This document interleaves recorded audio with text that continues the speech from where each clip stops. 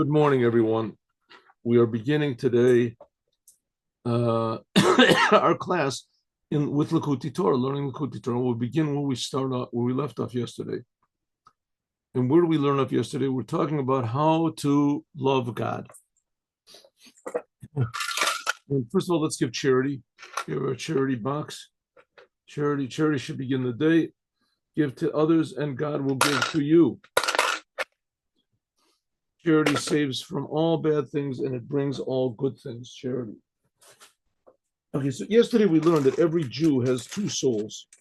There's a corresponding also to the non-Jews, but these books are mostly written for the Jews, because if the Jews get it, then the whole world will get it. The world is, the rest of the world are not, so stubborn or stiff-necked, as the Jews. That the Jews are stiff-necked is a good thing, because it depends how it's used. Like Abraham Avinu was very stiff-necked. He made a firm decision that he was going to love God no matter what. Excuse me. And God really put him through the ringer, and he nevertheless stiff-necked. He decided he was going to love God, but also the other way around. So the Rebbe is trying to sort of, massage our necks over here, because the neck is what connects between the head and the heart. And if you have the right ideas in your head, then it's not necessarily it's going to go into your heart. We saw that when the Jews received the Torah. They had the right ideas in their head, but when it came to their heart, they worshiped the golden calf. So it's not easy to connect between the two, especially because the heart is much closer to day-to-day activities. And if it acts without the head, so that's how you get, that's how you get a confused world. If things are directed by the head, that's why God gave the Torah, is logic, it's understanding, it's ideas in order to make our head in the right place. And then we have to have a special blessing that it comes into our heart. And that's what the Rebbe was saying. Adam ki yakriv. Adam is the man, is the big man, the God that we're made in the image of. And he, yakriv, he comes and arouses the Jewish heart, that it does what it says in the head, what the head tells us to do. All right, it's not an easy job. So the Rebbe says, okay, now here, this what we're reading over here, this is an arousal from God. God is speaking to us. God is telling us that's what the Rebbes are for. That's what Moses was for. The Rebbes are the Moses of every generation. To put God's words, excuse me, into our heads.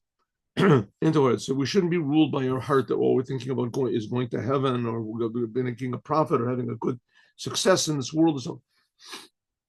Okay, so these ideas now are here, but we have to bring it into our heart. That we have to do on our own, because our heart, that's us. That's what really makes you move. I'm reminded of a joke. There was a woman had a son that he had trouble sleeping, couldn't go to sleep.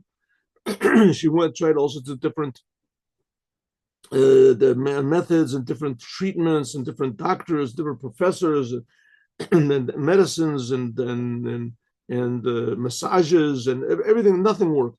Finally, there was this great famous psychiatrist that he really knew how to, had like 100% success rate, and at least that's what they said about him. It was very expensive, like $1,000 an hour, but it was worth it if he could finally cut. So he comes to the boy. They go to his office, and the doctor has prepared already a nice bed, a comfortable bed. And he said to the boy, "Okay, now you close one eye. Listen to what I'm saying. Now close the other eye. Relax your arm. Relax your other arm. Relax your leg. Relax. Just breathe deeply." You're going deeply into sleep. Think about the wind. Think about the sun. Think about the moon. You're going to sleep. You are a fish. You're closing your eyes. You're floating in the sea. Go to sleep. Lay down. Rest. Sleep. Sleep. Sleep. Sleep. Sleep. Sleep. Sleep. Sleep. Sleep. Sleep. Sleep. And the boy, he says this like about 200 times. Sleep. Sleep. Sleep. Sleep. The boy closes his eyes. The doctor says he's asleep. The mother says, "Thank you very much." Gives him the $1,000. The doctor leaves. As soon as he leaves, the mother goes to check on the boy. He opens up one of his eyes. Says, "Tell me, is that maniac gone?" Is he out of here? In other words, he had his own method. It worked good. The child followed everything.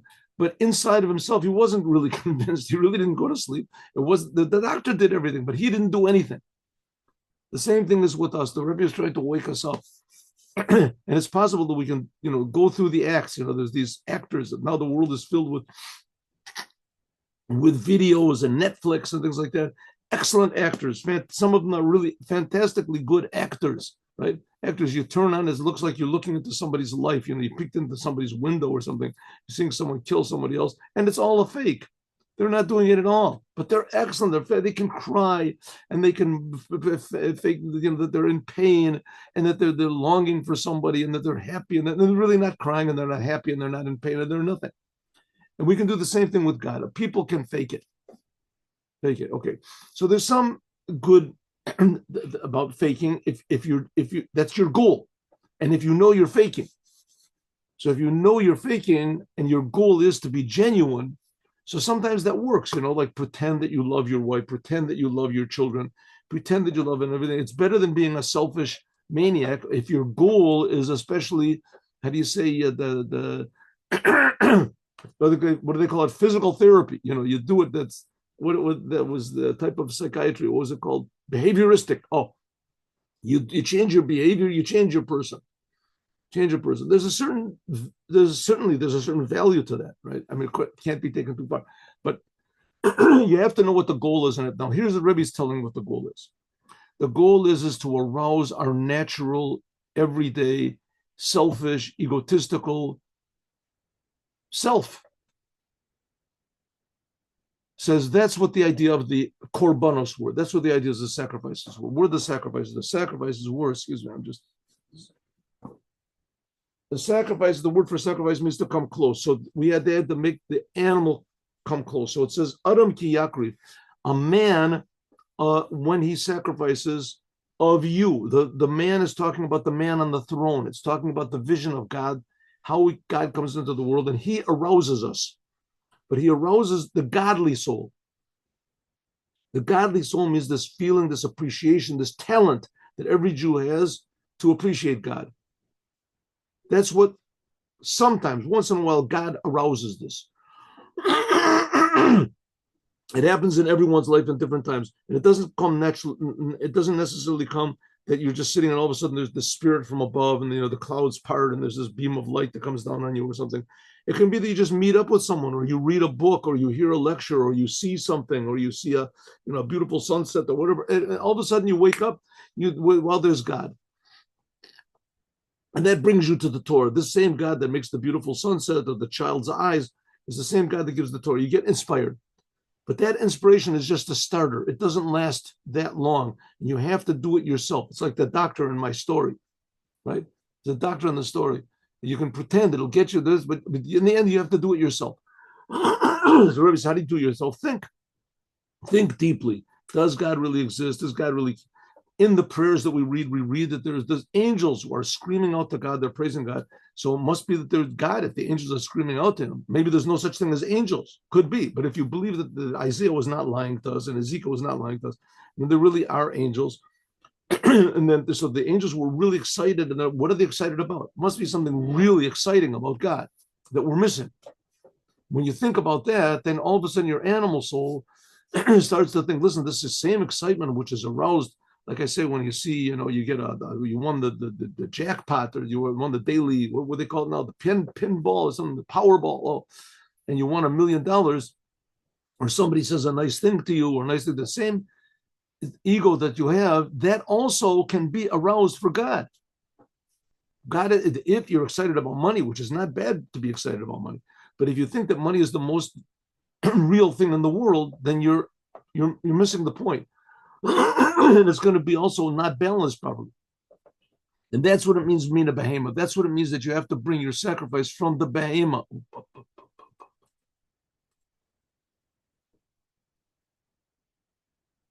Takribu, Ainu Bechinas Pnei Shor. That's what it says from the behemoth, means that's the face of the ox, which is on the chariot, that's the source of our natural soul, of our, how do you call it? Their ego, our self. Upirish mina bakar mina tzon. That what it says in the sentence from the bakar and from the tzon. Hainu shnei madregos. These are two different levels which are in the soul. Let's see, maybe bring that sentence back again. Let me see if I can do it easily. If not, then we won't do it. Here we go. New tab. There we go. 1 second. Can we do this? No. Yeah, I think we had it before, didn't we? Interesting. Oh. No, we don't have it. All right. Here, this is it. Yeah, this is it here, right? Vayikra, here we go. Yeah, that was it. This is. Yeah. Here, this is the sentence, right? God called to Moses and he spoke to him from the Lord. He said, this is the sentence we're talking about. God told Moses, speak to the Jewish people and say to them, Adam, says the Rebbe. Simple meaning is a person when he wants to make a sacrifice, if he wants to make it from the bakar, from the bovine, then it has to be from behema, from the behema, either from the cows or from the sheep. That's how it should be. Okay, but how does the Rebbe explain it here in this mimer? Adam is talking about the man on the throne, the spiritual configuration of godliness coming into the world, that we're made in the image of, that's the source of man, that's the godly soul. When he sacrifices, when he arouses, he makes closer, yakriv, when he closes, he came from the godly soul, a sacrifice to God. Then that has to activate the animal soul from the behema. What you do from the behema, that's the animal soul. Mina bakar or mina tzon, from the cows and from the sheep, that's different levels of the animal soul, That's where we go. Let's go back.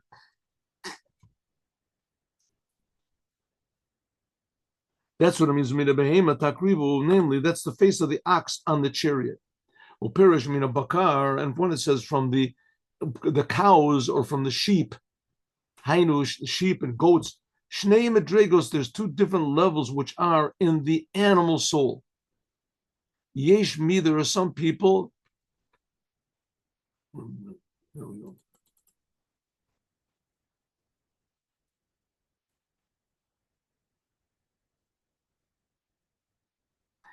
Some people say that he's not excited betiva by his nature.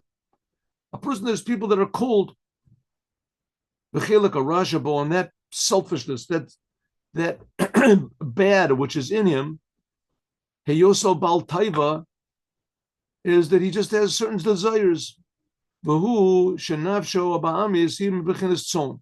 like a sheep. He just has certain desires that he likes, but he's not fiery about it. He doesn't, how do you say, gore. It doesn't damage. Adarabba, kolam barachmanut.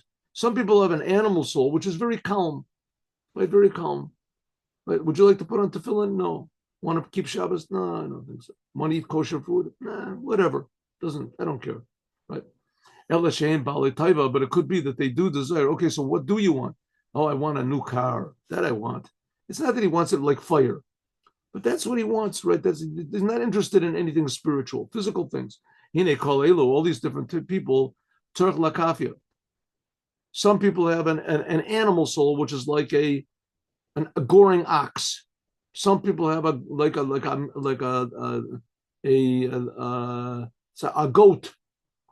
Some people have an animal soul different. Some people have animal souls also, which cannot be brought closer to God. That's destructive, totally destructive, murderous. That's what it says from the book of Ratzon.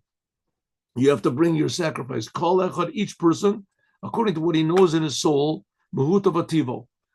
Kach yira lakafia. You have to force this or the other. Ba'az, then yadavar mekayim. Then you'll have a vessel for godliness. Maimonides writes, very interesting thing. Maimonides writes that everyone is born with character faults. Everyone. Everyone is born with character flaws. You just look at a baby. Babies are usually never naturally, kind to one another. Sometimes they are. When they are, they have a special video on it, but a child wants his candy or whatever, he's not going to share it with somebody else. Very rare. Children lose their temper. They go into tantrums. They go into this. Because everyone is born with character flaws. That's why we're in the world. We have to learn. That's called maturity. You call immature. You become mature. There always pops up people that say, "No, just leave it." Teachers, leave those kids alone. Let everybody just do whatever you want. Whatever you want to, then things are going to be good, right? Defund the police. Let everyone do whatever they want. That's the simple solution, right? Simple solution. What do you need all these? Of course, that makes chaos. It makes, in the end, it's the opposite of life, right? You just, then all the strong people, and there's people that just like to hurt other people, right? They don't care. They just enjoy it. Murder and stealing and rape and things like that. They just, so obviously you have to control yourself. Well, everyone has certain bad character traits. That's, in a way, a healthy person. A healthy person is a person that's selfish. He thinks about himself. He wants to eat. He wants to sleep. He wants to wear clothes. A not normal person, he doesn't eat, or he's anorexic, or he overeats, or he just goes out of control. So now the Rebbe is saying, okay, but now we have a goal. And our goal is to serve God. The goal is to serve God. What does it mean, serving God? Using everything, all of your talents, all of your qualities, everything you have to serve the Creator. This is very difficult. It's very unnatural. Unnatural. You have to work on yourself. On the other hand, everyone feels a sense of responsibility, and they know that they're here for some reason. Down deep, they know they're here for some reason or other, right? And the world is not like the French existentialists say that there's no meaning and there's no purpose. People know deep down that there has to be. So the Rebbe is saying, okay, but if you want to really manifest this purpose while you're here, it means you have to control yourself. And that's called eskafia, controlling yourself. There are certain things that you really, really, really want to do, and it's just natural, and it just feels so good, and it's forbidden to do. You can't do. You have to force yourself not to. And there's things you really don't want to do, and you have to do it because it says in the Torah you have to give charity. I don't want to give charity, right? You have to do it. It says that everyone has to work on themselves. That's called a kafia. That's called working on yourself. That's what it means to mean a buck or its own. That's the whole purpose of the Holy Temple, that it gave energy and encouragement and power to take your animal and bring it closer to the creator of your animal. Call echad, each person according to what he knows in his soul, what he is. Kach yira la kafia. Also, you can force yourself, control yourself, and then will be a davar mitkayim. Then you'll have a vessel to hold your love of God. That's what King Solomon said, that the Jewish people are saying to God, draw me after you and we will run together. Mashcheni, that's singular. This is the arousal from above, that God arouses the natural love, which is in the godly soul, which every Jew has, a natural love of God, but God has to arouse it. And then afterwards, narutza, then we together, namely also the animal soul together. In al yudezeh, by means of this, that the godly soul refines also the animal soul. That's what it means. Acharecha narutza, we will run together, plural. Shalom Dobi. The shnei arutzas, godly soul and the animal soul. So in other words, you become not only excited as a Jew, you become excited as a person, until also the person part of you becomes the Jewish part of you. We see this happening now a lot by the soldiers in the Israeli army. There's a lot of soldiers that are going to the army not religious, and they come out also not religious, but they put on tefillin, and they keep Shabbat, and they eat kosher, and they put on tzitzit. And some of them don't even put on a kippah on their head. They don't even put a kippah on their head. Why? Because nobody told them that that's a Jewish thing to do, right? Or it's a religious thing. They don't want to be religious. They want to be Jewish. They want to do what God says, but not the God that's only written in the books. They want to do the God who's creating the world, the God who gave the Torah, the God who took the Jews out of Egypt. Not the God in their head. the God in their heart also that they feel. And that's what it means. Even the animal soul, the natural soul, becomes controlled by the godly soul. It becomes directed by the godly soul. Suddenly you feel that the God is not a religious figure. God is creating the whole world. He's creating everything. That's not religious, right? This how do you say, this book, this box is religious. This book is religious. The lights are on the air we breathe. That's religious. That's not religious. But God is creating all that. And you suddenly realize that just as the air has its purpose and the ground has its purpose, I also have a purpose, right? I have a purpose. It's to serve the Creator. And that feeling, I have a purpose, that I now becomes your godly soul. And that directs the animal soul. We can't leave God out of the picture. I mean, God, he's doing the whole thing, really. He's inspiring us. He's creating us. He's enlivening us. But nevertheless, there's this little tiny thing which is called free will, which God also creates. And this is totally ours, so to speak. It's totally ours. You can decide whatever you want to. And that's what the Rebbe is trying to arouse over here. And the decisions have to be made constantly. And not only to understand what God wants, but also to take it to our hearts. Take it to our heart. That's the God. That's the animal soul. Yafe et rayati katirza. Okay. That's what it means. My beloved is beautiful. When we're running, when we want, in other words, both of them, the godly soul and the animal soul together, you become a complete human being in the image of God. So then everything in the world becomes, you realize it's a big miracle that God is creating everything, and we act accordingly. Afterwards, it says, then after it says that my beloved and God marries us and we become one. Then afterwards, it says the king took me into his chambers. In his chambers, Yashin Yachid, Chedarav, into his room, Hainu Shisa Sidre Mishnah. The king took me into his rooms. What does it mean? What are the rooms of God? Chedarav. No, it doesn't say Chedro. Hainu Shisa Sidre Mishnah. That's the 6 orders of the Mishnah. This corresponds to the 6 emotions of the soul. Chesed, Gevura, Tiferes, Chesed, Din, Rachamim. That's the first letters of Cheder. Chesed, Din, Rachamim. Chesed, that's the right arm. Kindness. Din, that's severity, that's the left arm. Rachamim, that's the middle pillar. That from it comes kosher and posel. Okay, now we're getting into real Judaism, the Torah. All this we talked about before is relevant to everybody. Everybody. But now we're bringing it into reality, right? You arouse your godly soul, but it has to be according to the Torah. The Torah is one with the Jewish people. The Torah is one with the Jewish people. Someone wrote me that there were one of these, what are they called? There's a whole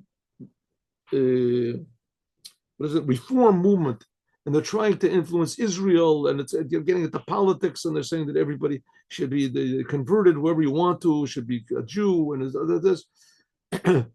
And one of them wrote to me something, you'll probably say I'm a self-hating Jew.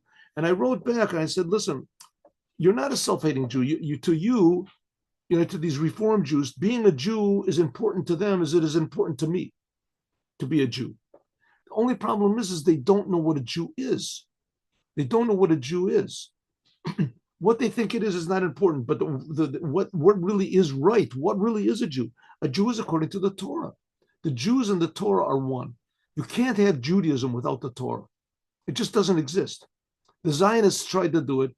It's crumbling down. They still think that that they have the vast majority of Israelis are, holding with them. They're not. It's not so. Jews are starting to realize that the essence of Judaism is the Torah. The Torah, and not just the regular Torah, but every detail of the Torah, all the laws of the Torah. The Torah is not another book in the library, right? It's not so to speak, we're part of the Torah. The Torah is not part of us. so to speak. The Jew, the definition of what a Jew is and what a Jewish life is and what a Jewish soul is only from the Torah. Everything is from the Torah. If you don't know exactly to the Torah, and the Torah is not just the 5 books of Moses. The Torah is the explanation of the 5 books of Moses, the Mishnah, all the laws. That's the Torah. And a person that denies one of these is missing the whole point of Judaism. Is missing Jewish identity. I mean, that's the spirit that's going on in the world today. And thank God it's becoming it's becoming absurd. It's become to the level of it's so absurd that people are waking up to it. It's just, ultimate absurdity. If you don't say that the Torah is the source of truth, then anything goes. And so now they have this thing that, the women can be men and men can be women, and the Palestinians, they're the chosen people, and the Jews, they're the Nazis, right? And then really, that's what they say. Right? That's what they say, right? And Palestine, the Holy Land, that belongs to the Hamas. That belongs to the Hamas. That's the holy people. What are they talking about? Everything is just upside down, right? That they came and they massacred Jews on October the 7th, that's okay. They deserve it. But that we fight back, that's not okay, right? The whole thing is that the United Nations, all of a sudden they hate Jews. What are they? They're supposed to be united. What are they uniting? What are they uniting? They're united in their hatred for Jews. The big thing makes it, everything is upside down, right? And the whole world is upside down. And it says, but it's people are starting to come to their senses. They're starting to realize that there's something going on over here that's missing the point. And the point is, it says, the king took me into his chambers. The chambers, that's the Mishnah. That's the explanation of the Torah by the great rabbis of the Talmud, who the world disparagingly calls Pharisees or whatever. Those are the Perushim. They had the power to raise the dead, most of them. That's kosher. That's what decides what is kosher, what's puzzle, what's not, what is good and what is bad. The Torah.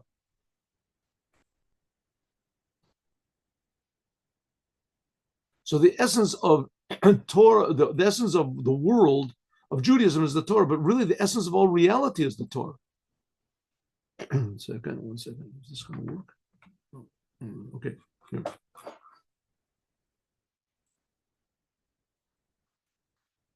Okay. That's what tells what's pure, what's guilty, what's innocent.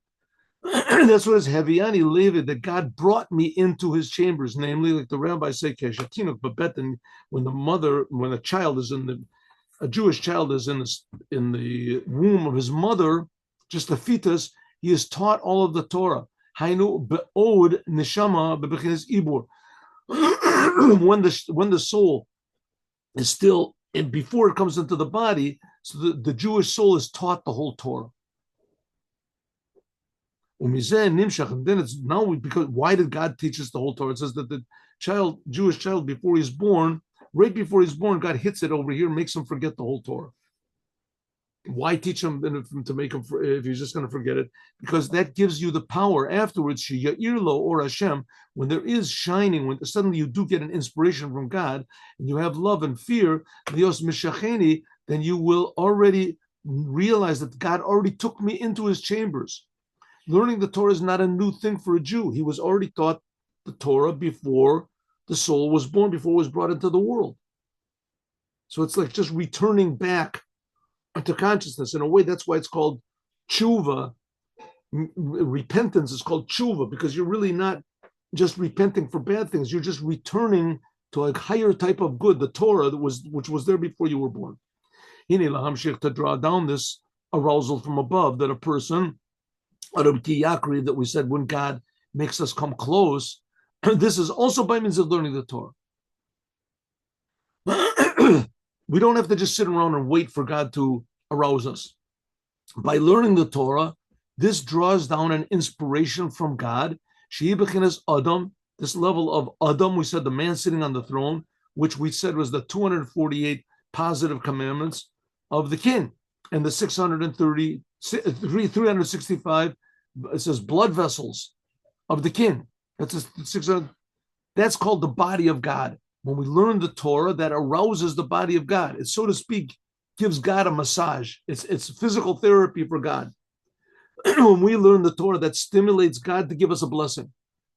Like it says, look, and therefore, by means of learning the Torah, is drawn down this thing of ki yakriv. So here we have that the Torah is the end goal, and the Torah is the beginning. The Torah is what starts this whole thing. It cranks the whole. They used to have these cars where you have to crank start. They called it. They still have it in motorcycles. You jumped on this pedal, and it started the motorcycle up. Motorcycle. That's what here we're starting this relationship between us and God. That God inspires us to have love for Him. How do we begin the whole thing? By learning Torah. So we start the whole process off because we are the ones that begin. Right? Not exactly right. Because what inspires us to learn the Torah? Why should we learn the Torah? So the Rebbe says, well, before you were born, you were already learning the Torah.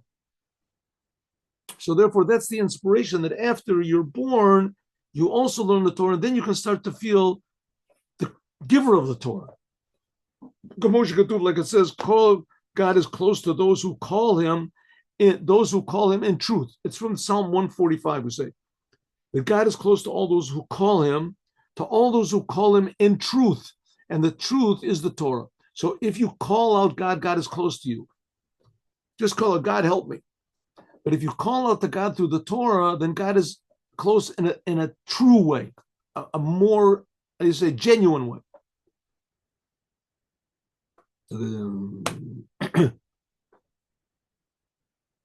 So that's what it says. Ronnie Vasilva, it says, Ki ata Hashem neri. It says, God, you are my lamp. Ata is the letters Aleph, Taf, Hey, Ata, you, God. We say it 100 times a day. Bruch Ata. Ata is Aleph, Taf. That's the 22 letters of the Hebrew alphabet. This is the letters of the Torah. Mashkatu, what it says, another place, Ba'ata Tetzaveh, by Me'et B'nai Yisrael, this is learning the Torah. When they learn the Torah, it says, Ba'az yachazek b'mozai, b'ma'uzi, yasa shalom li, shalom yasa li. It says, when you learn the Torah, it makes two types of peace. Two types of peace. Hainu, like it says, shalom, shalom l'rachok l'karov. So why, since a person, when he learns the Torah, so what is he saying? Learning the Torah has this magical effect. The Torah, every word of the Torah is God speaking. When you say the words of the Torah, God is speaking through you. It's like Moses. You're saying God's words. Okay, but you don't feel godliness, right? Says the Rebbe, if you learn Torah with the proper attitude, then you will have it increases the chances that God will inspire you. Because this not inspires you to have love of God, and not only that, it changes the whole world. It makes peace in the world. Kivan shekain, so it's so. Nimshach v'zagamkein, also shalom, peace to the rachok, from far away. That this comes close. In other words, the God, that's what it means. Adam ki yakriv, a person when he sacrifices from you, then will be tishmeru lakriv libamodo, that you should be. This is said by the constant offering. Lakrivli shomers the tishmeru. You should be careful. You should guard it. That you should sacrifice the sacrifices in their proper time. It says, what is this? Protect it. That's the Mishnah. By means of the Mishnah, you know what to do. It protects us from making mistakes. Mishnah means the laws that come out of the Torah. Without the Mishnah, the laws, everything is just up for grabs. There's no Torah. You don't know when Shabbat says. You don't know what to do on Shabbat. You don't know what a Jew is. You don't know what to fill in. You don't know when anything is. The whole essence of Judaism is the rabbis. That's why usually the enemies of Judaism, the first thing they strike at is the rabbis, hate the rabbis. But by means of this is drawing down, to come close to me. So now the Rebbe is just bringing all these places where we should look. But that's what it means, Daber b'nai Israel, speak to the Jewish people and say to them, Adam ki yakri. Right, that's what we just finished saying here. Right, Daber b'nai Israel, speak to the Jewish people and say to them, Adam ki yakriv, a person, a man, when he makes close from you a sacrifice to God, that's the godly soul. Then it comes from the animal soul, right? Korban chem. And then it talks about the different types of animals that there are. And then the Rebbe says that after you've gotten your animal soul, that it really wants godliness, then that's the thing of learning Torah. What starts off this whole process? Also learning Torah. That's what I mean, speak to the Jewish people and say to them, a man, when he makes close, etc. And by the way, by means of this, also afterwards, mina behema, then your animal starts to really enjoy serving God, which is the most natural thing in the world, right? God is creating us to be attached to the creator of the universe. There can't be anything better than that. And this is by means of doing the commandments. That's when you really come close to God, is doing the commandments. So what do we have? We have over here 4 steps. 4 steps. Step number 1, thinking about God, contemplating God. This comes from an arousal from God. That comes to the arousal. So that begins the whole process. Adam, that's the man on the throne. Godliness comes and inspires you. Step number 1, you think. Think, contemplate. Does God exist? Is God creating me? Can I feel this? Thinking about why do the angels so excited? Why shouldn't I get excited? Then after that, it says a person his animal soul also gets excited, right? First of all, Adam ki yakriv, God inspires the godly soul. Then the godly soul inspires what's called the natural soul, ourselves. Then after that, it says we learn Torah. You bring it into the world, and that protects the whole world. And after that is the commandments. Shemitzvot, the commandments, that is a segula prati, that is a special magical charm to elevate the animal soul and to attach it in Or Ein Sof to the essence of God. Because it says that charity elevates a nation, and the commandments are called charity because we're bringing blessing into the world, like it says in another place. Okay, so this also, maybe we'll do this tomorrow, we're going to see, because this is talking about, we haven't got time to do it. By means of this, also, this is the idea of Pesach and counting of the Omer, because Passover, this is an arousal from above. God took us out of Egypt. And why did he take us out of Egypt? To arouse us, an arousal from below. God inspires us, that's the godly soul, inspires us that we should work from below, that's the animal soul. The animal soul will be refined by what's called Sfirat Omer. This arousal from above, from God, that's taking us out of Egypt, is to arouse our desire of the godly soul, but the animal soul is not yet transformed. Therefore, it says that when the Jewish people left Egypt, they had to run away, like it says in another place. That's the whole idea of Adam ki yakriv mikem. A man, we said the man on the throne, that he makes you closer. That's God taking us out of Egypt. Like it says, call Dodi, the voice of my beloved. Another sentence again from the Song of Songs. The voice of my beloved jumps over the mountains. And that's in the merit of the Torah that God is going to give. That's the mountains, that's called the Torah. The Torah is called the mountains. That God gave the Torah on a mountain. The Torah itself is called a mountain. Like it says, Yisur Harim Shalom. Therefore, afterwards, immediately, when the Jewish people were taken out of Egypt, and it was all with God. God did the whole thing. That's the thing of Adam ki yakriv, the man on the throne. He made us come close. Then immediately after, we had to bring a barley offering. Barley offering is animal food. Of course, when they left Egypt, they didn't bring it. They didn't bring barley offerings. That was only when they got into Egypt, into Israel. But they started counting the Omer. Counting the Omer is counting. The Omer was a bundle of barley that they brought in the time of the temple when they got into Israel. But they started counting immediately when they left Egypt, and this is refining the animal soul. Sfirat Omer, that's the whole idea of counting the Omer. It's a commandment the Jewish people have from Passover until the holiday of Shavuot. What do they call Shavuot? What do they call? I don't know. They have some sort of a name for it. What is in the non-Jewish? Anyway, the of weeks. Is it? It's not Tabernacle. Anyway, whatever. I don't know what they give a name for it. But anyway, the Shavuot is the holiday when we receive the Torah. It's 50 days after. So we count 49 of those 50 days. That's 7 times 7, 7 emotions of the animal soul.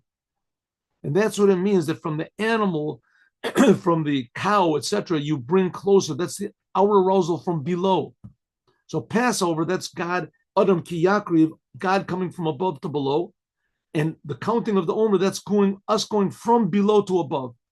Then by means of this, in the holiday of Shavuot, when we receive the Torah, that's when we receive the Torah, that's another arousal from above that comes afterwards. This is revealing God's wisdom and God's will and wisdom below. That's exactly what we said before. First of all, the godly soul gets aroused. Then we start to think. That's this counting of the Omer. Then the animal soul gets, and then we start learning the Torah. That's Adam ki yakriv. We come closer and closer from below, mimata lamayla, from below to above. But when we got the Torah, it says, Vayered Hashem al Har Sinai, that God came down on Mount Sinai, that He drew down godliness from above. That's pure. That's a whole different type of revelation. That's ideally the idea of the Moshiach, that we feel the Creator in every word of the Torah. The Hefesh, the difference between learning the Torah, which is before we left. The Rebbe said that by learning Torah, this stimulates God to give us a blessing. And that's the level of Adam, ki yakriv, which is afterwards, which refines the animal soul in the whole world, is by means of this, the Arotzev, Abira, Nefesh Ba'amis, is drawn down when you learn the Torah, ki lo Adamu. It says, if you work on yourself and you think about God and you really make efforts to refine your thought, speech, action, your heart, your emotions. That's the idea of counting the Omer. That's the idea we said before about making the sacrifices in the Holy Temple. And then after that, you learn the Torah. Then that draws down a whole new level of godliness called Lo Adamhu, which is above the man sitting on the throne. That's above the Torah. This is the idea of tshuva. We said that if a Jew, God forbid, transgresses the whole Torah, his whole life, and then he says, I'm sorry, I regret it, truly from the essence of his heart, then that's a level which is higher than Adam. The man that sits on the throne, we said that's the 613 commandments, to the limbs of God, the veins of God. But there's something above that, the essence of God. And that's a privy to every Jew. In some ways, that's why the Jews are higher than the Torah. And that comes from the level of Lo Adamhu. When we learn the Torah with this attitude, fiery attitude of loving God, then that draws down from a higher level of godliness than before. Okay, all these levels of godliness that we're talking about, we're saying that Jews have this amazing connection to God and that they're not aware of it. And even when we read about it and we think about it, we still don't know how to translate it. We don't know what it means, right? It's not a thing that we can see, that we can feel. It says when Mashiach comes, we will see and feel it. But all these blessings which are brought by learning Torah and by doing the commandments and all this, it's 99% faith. We just have to believe that it's happening. And the reason we have to believe that it's happening is because it really is happening, but we just don't have the senses to detect it. There are big tzaddikim that do. So we just have to believe that they're telling the truth, that Moses is telling the truth and Lubavitcher Rebbe is telling the truth. But nevertheless, we're attached to what they do feel and they do see. So God arouses us, and He arouses us that we can then work on ourselves. And then when we do, how do we get God to arouse us? By learning Torah. So first of all, you learn Torah. And then afterward, that brings about that God arouses us. When God arouses the godly soul, then we can work on the animal soul. Think about it. And then afterwards, we can learn Torah again, but it's from a totally different level. Totally different. That's what's called the Lo Adam. That's from like the level of tshuva, which is above the Torah, the source of the Torah, the giver of the Torah. And that's essentially what we want from the Mashiach. Mashiach is going to reveal all of the work and all the self-sacrifice that we've had from these thousands of years will be revealed in front of our very eyes. Let's now continue the Sikha that we learned.